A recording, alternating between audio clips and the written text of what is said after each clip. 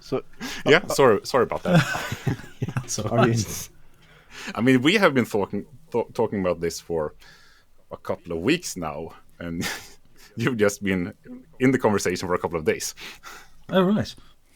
Yeah, and of course, we are master procrastinators, so we've been talking like, all right, man, we have written the email, and everybody, that was funny. We could send that, and then it went a couple of days, and maybe we should send it then.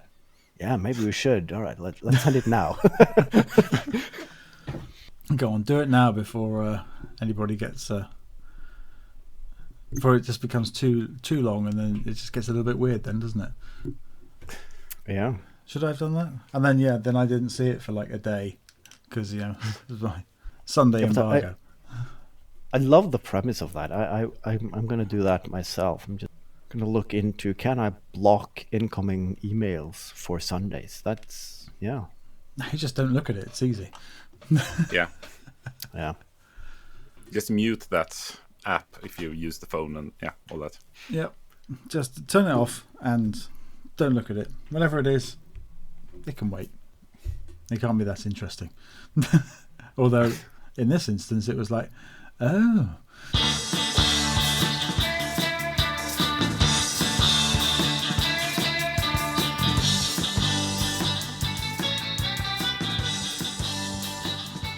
Should we introduce this new voice that isn't Glenn? Oh, have you not already mentioned this? No, we kept it a guessing game based on your voice. So I mean, if Kev didn't recognize your voice, I think he'd be jumping in his seat at this point. Yeah. Well, yes. I am Phil of Phil Makes Things fame, who, for some extraordinary reason, you lot have decided wanted me to take over the reins of Mr. Glenn. Well, we needed a new English book, and you have a beard and glasses, so it's. I mean, you're basically a gardener, I think. So, I mean, IT gardening, it's the same thing. I've got some pot plants, if that helps. Yeah, sure. That's good enough. They're all alive, so I'm quite good at that in that respect. Do you have their Latin names as well? Then we hit the jackpot. So. No, I don't know any of the Latin names. No. All right, yeah. Can you pretend that you know a Latin name? Sure, yeah. I mean, no one else knows the Latin names, do they? Except for other plant nerds. So you can say, yes, this is a Velostrum velocipede. Exactly.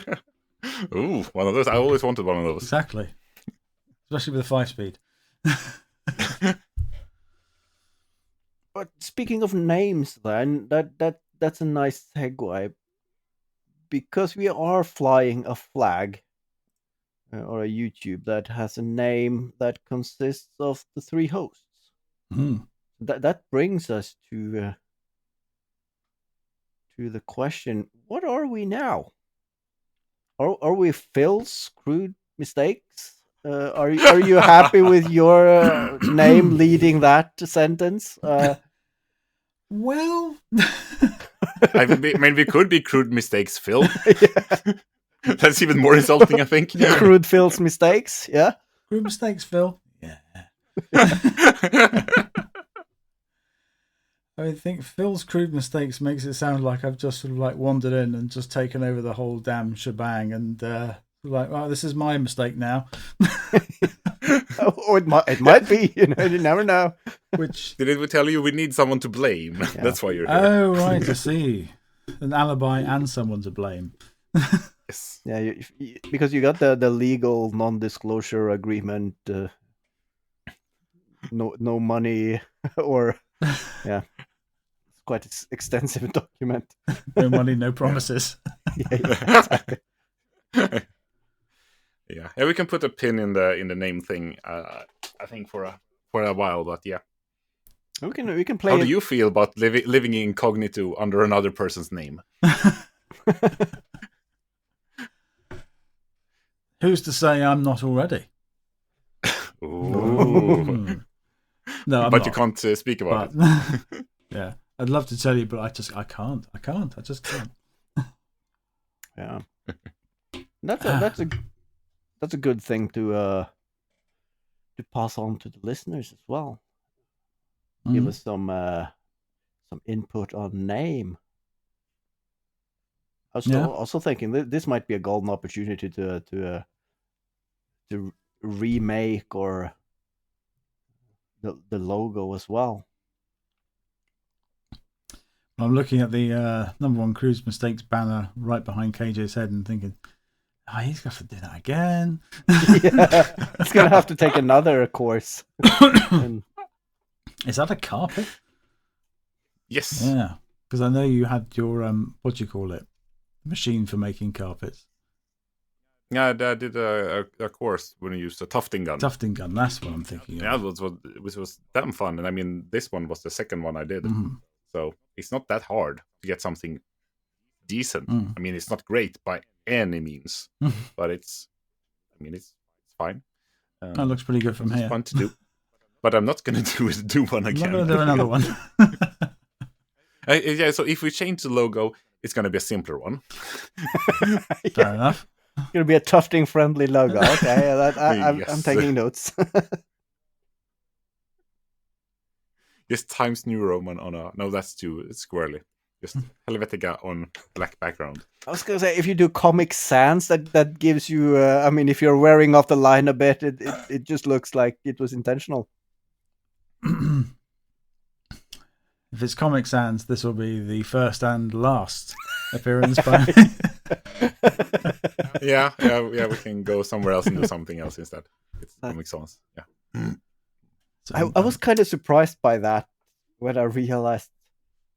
I mean, there are a lot of controversial topics in this world that you shouldn't discuss in public unless you know people, and that is, of course, religion, war, and fonts. Obviously, I did not know this until I stumbled into it for the first time not very long ago. It's like, oh yeah, you can lose friendship over that. Yeah, but there are so many crappy fonts as well. If I want a different font, and you scroll down that list, and the list is a mile long, and there's like 1% that is actually usable. Why are there so many fonts? Yeah, and that are just crap. I mean, if they were different, that would have been okay. But they're even not. I mean, you can scroll through 50 of them, and really, what was the difference between this one and that one? I can't really make it out. And then there's some freaky one that's just not readable, and then just back to the same copy of something else existing. Yeah, I think probably somewhere. I mean, I don't know. I'm not an authority on these things. We don't know either. I mean, this is not a podcast where we know stuff. You're in the wrong place, pal. No, I think probably what happened at some point is someone said, I really like this font or this typeface, but we don't have the money to license it. So how about we just make one which is more or less the same but legally different enough than this really expensive thing from Linotype, and we'll just use that. And so, well, people seem to like it, so let's publish it, and then people start using it, and then they decide to license it, and round and round and round and round you go. They have all these fonts reasonable. Which are very, very similar. I don't know. Yeah. This is just something I'm thinking about. I'm having a cat being let in. Oh. Is it a nice cat? Sometimes. Sorry. Or is the Hellcat like Haavard has? No. This is. You might be able to just about see it down there. Yeah, sloping off. Yeah. I mean, she's nice enough to be let inside. That's something. Yeah, well, she's sitting outside meowing to be let in. Yeah, that's Fluff, the imaginatively named Fluff. Fluff. Yeah, that's I hope she lives up to the name at least. Yep. She's very fluffy. She's a very cantankerous old lady. She's 13. She's just turned 13. So you know, it's an impressive age. She likes things a certain way. Yeah. Yeah. As do we all. Exactly. Closed doors are not one of them. Closed doors. No one want to be in there. I just brought our cat to the vet for deworming, and then we had to dig through some cupboards to find the papers, and I realized she's not 12 years as we thought. She's actually 15. Oh. But then again, she's gonna live until she's 30 at least. So Just on spite. yeah. You thought he only had me for a couple more years. Nah. Yeah. I mean, I'm not sure if I mentioned this, but when my father passed away, she kept living in the house for a year, so we just make sure she had food and everything, because she has always been an outdoor cat. And then when we sold the house, me and my sister just looked at each other, and I got a new cat now, don't I? So, and I realized we had a 10-year anniversary this year for my father passing away, and then I just realized, God damn, we've had that cat now for 10 years.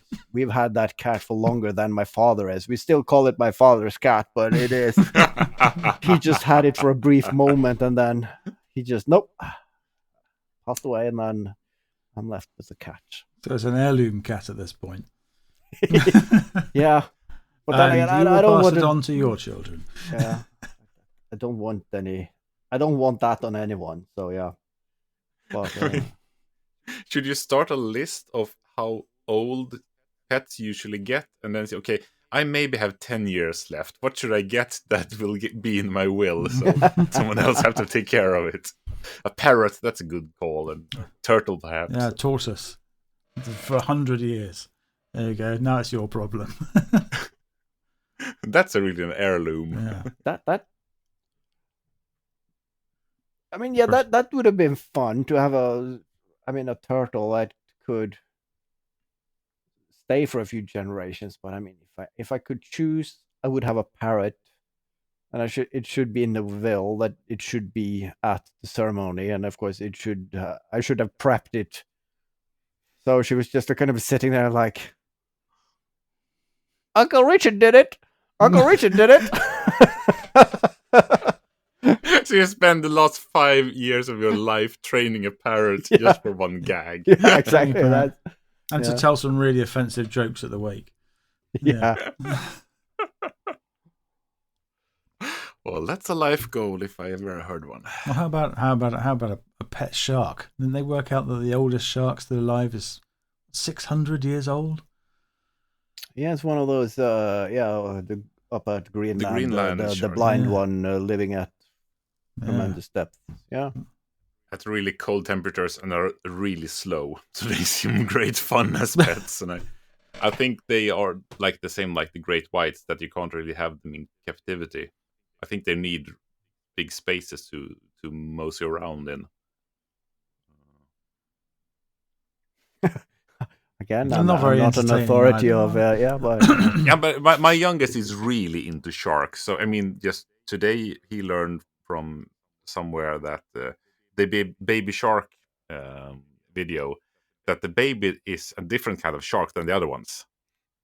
That's a mako shark, and the rest of them look like bull sharks, which is a weird family. So it's probably a found family that's gonna have some problems down the line, because the mako shark gets a lot bigger than the bull sharks, so it will probably eat the other ones.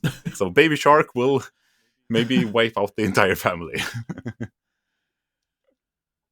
I'm sure they didn't have that in mind when they made the video, but Oh, probably not. They didn't expect a 7-year-old somebody shark hasn't done their specialist to watch research. it. Always do your research when you publish stuff on YouTube. Exactly. Because someone's going to be there and go, actually, that's wrong. And now I'm going to tell you why. I've got a similar situation to you lot. I've got a very squeaky chair. Yeah, that's why we got you, because we needed a new squeaky chair for the podcast. we went through the list of guests, and did you hear what I heard? Exactly, and then we have a winner. Is that a squeaky IKEA chair? Yep. All right. You're in. Winner, chicken dinner. But you've been on YouTube a while, Phil. Yeah, it's going to be about not quite 10 years. Yeah. But why did you start? guessing there. I don't really know. Did you just trip and publish a video? Whoops! Oh no, I published a video. Happens to the best of them. I think it's a weird one because I sort of stumbled across this whole community in a sort of like rather roundabout way. Because I mean, I've always made stuff. And I've always been being in the shed with the old man, with my dad, helping him make stuff. But it's not something that I've ever really done. That I've really sort of carved out a niche or a time for. And I was more interested in like graphic design and industrial design, like product design and stuff like that, just as a sort of side interest, not something I was going to do. And I think the website's still going, but it's a sort of shadow of its former self, and it's called Core 77. I don't know if you've ever come across this website. I think so. It's an American website. Excuse me.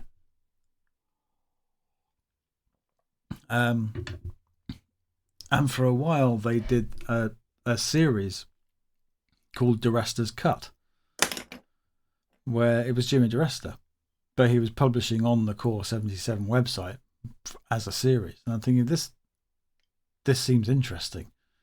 I'm not sure why it's interesting, but it seems interesting. So, you do a bit of digging and then you find him, in his New York basement with Dave Welder way back when. And, it just sort of snowballed from there. And it's sort of like, I could have a go at this. This seems quite fun. And then, I don't know if you are aware, but do you remember... what was the channel called? It was Giacomo, Italian fella. Oh, Giaco Whatever. Giaco, yeah, that's the one. Yeah. Yeah. And he made a concrete USB hub. And for some reason, the internet absolutely blew up about this. The internet absolutely blew up. That's a wild exaggeration. There was a lot of hate sent towards this video for some reason. Because apparently it wasn't concrete, it was mortar, and this was wrong, and it will never work. And if you bury a USB hub in mortar, it'll eat away, and all this sort of stuff. And so someone came up with a challenge of everybody make a concrete USB hub. I thought, I've got concrete in my garage. I've got a USB hub. I'm going to make a concrete USB hub, and that was my first video. And then I just didn't stop. And some people might suggest that maybe I should have done, but I haven't yet. I've had periods of large amounts of output, and then I think a couple of years ago I put out 4 videos in 1 year, maybe even only 3.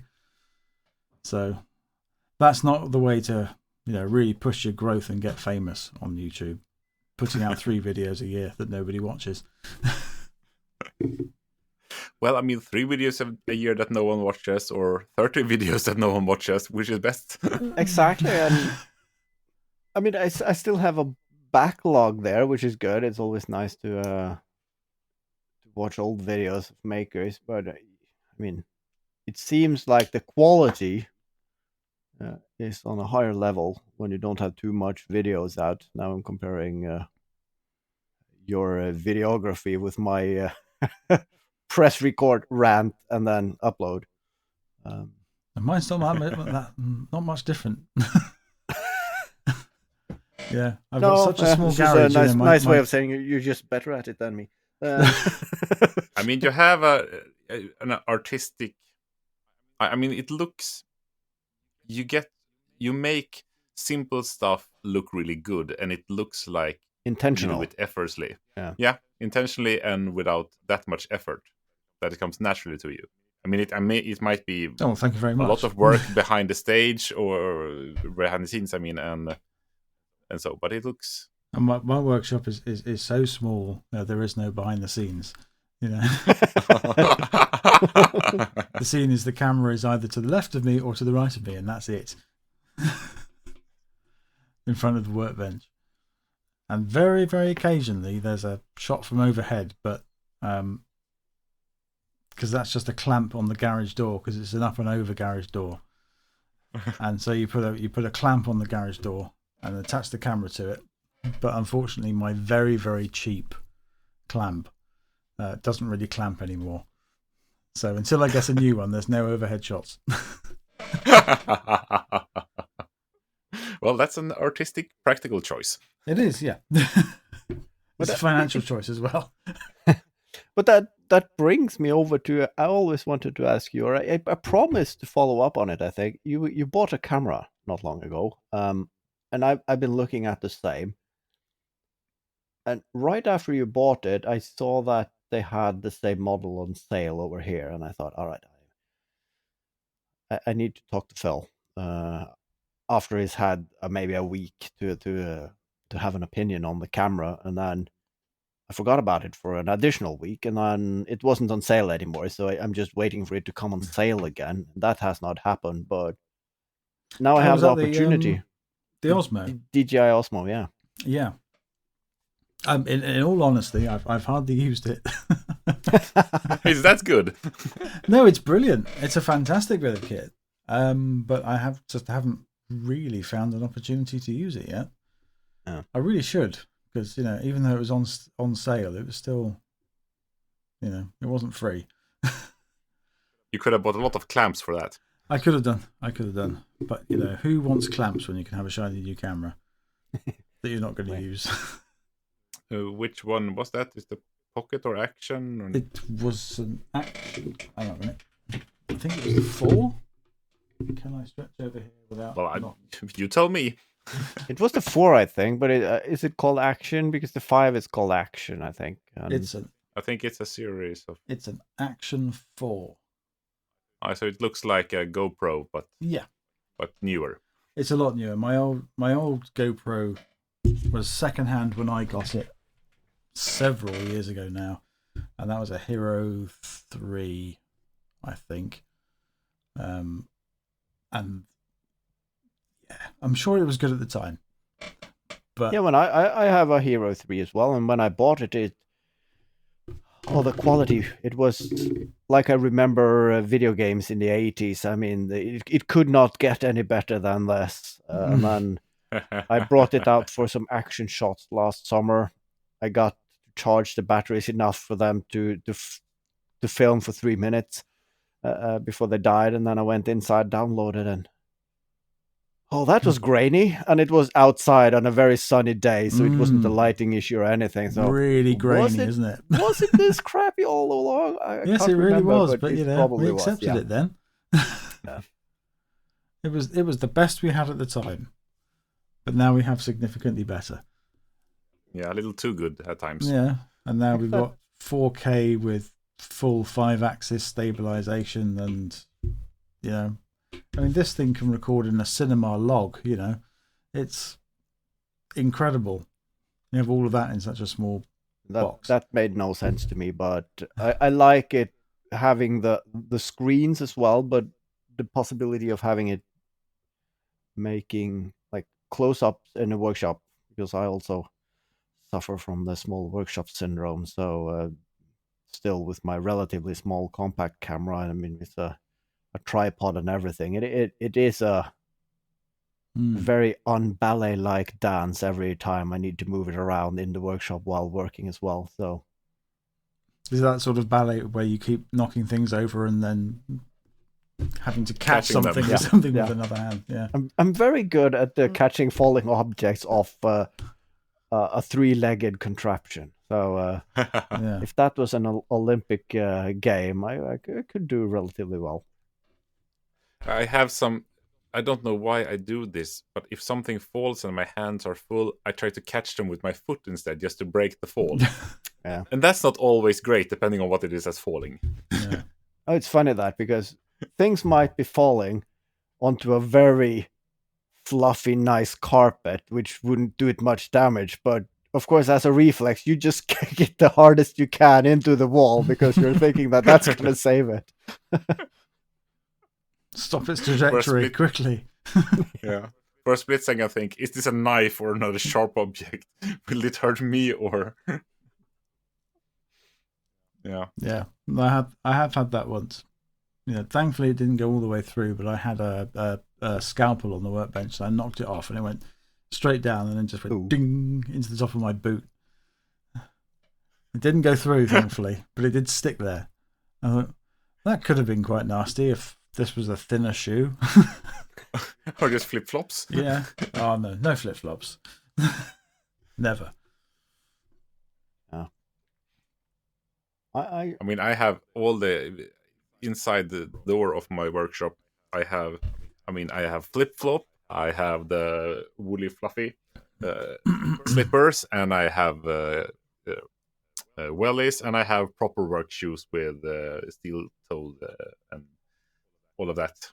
So I mean, depending on the weather and what I feel like and what I expect, I wear different stuff. You could, of course. I like to in the summertime walk around barefoot, and I'll sometimes just stumble into my workshop also barefoot, using a scalpel and moving an anvil about and everything. But yeah, maybe that's the next project then. I mean, your shoes as well need some lead apron cover for your shoes. I mean, you're into pewter casting now. Maybe you should make a shield to put on top of your shoe. Steel-toed flip-flops. Pewter-toed flip-flops. Pewter-toed flip-flop. What I know about metal could fill the back of a stamp. But pewter's quite a soft metal, isn't it? Compared to steel, yes. Very much so. Quite easily deformable. Yes. Yeah. So I mean, it absorbs a lot of energy, I think, when an impact. So that could be good. That's beneficial in some respects. In some respect, yes. But it should deflect a falling knife, but not an anvil. That's a really interesting project. Just casting the steel toe cap in pewter and see what it can do. It sounds like a hydraulic press channel video. See how far you get. Yeah, I see a video series, a 3-parter. Yeah, that's. I only have 2 feet, so it's gonna be a 2-parter. I was gonna say. Or are you volunteering some extra feet? So it's yeah, not a pewter codpiece then. Okay. Oh, that's just the one video. Yeah, but in addition to the feet.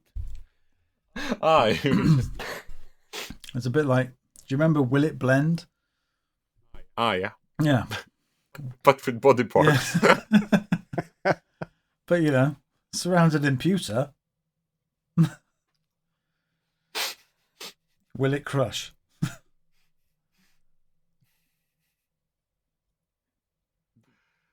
Yeah. Maybe not the greatest ideas.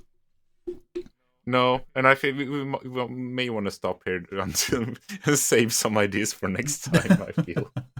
Yeah, I think that's a good end point for that theory. A particular avenue of thought. Yeah, it's something to sleep on, I think. Something to think on and never be spoken of again. Until next week. Until next week. Yeah, when you will have conducted thorough experiments. Yeah, no promises. And you'll be broadcasting live from the hospital. You're having certain bits of you reattached. That very much might be so. So, to be continued then. I suppose so. Yeah. Great, Phil, coming here and giving us a lot of energy and energy and something else. I'll think of it later. Yeah. It will come to us. Excellent. Okay, bye.